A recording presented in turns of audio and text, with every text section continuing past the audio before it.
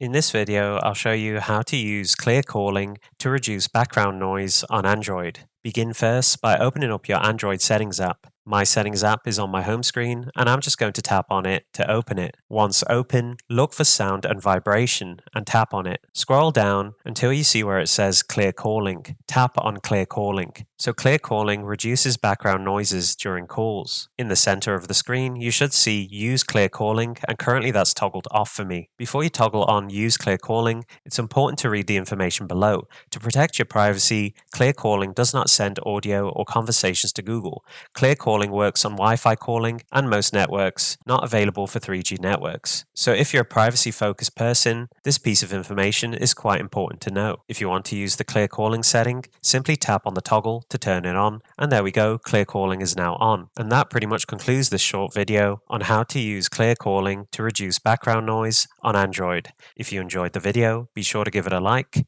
comment down below, and most importantly of all, subscribe to support the channel. I'll see you on the next video. Why is it so hard to let you go?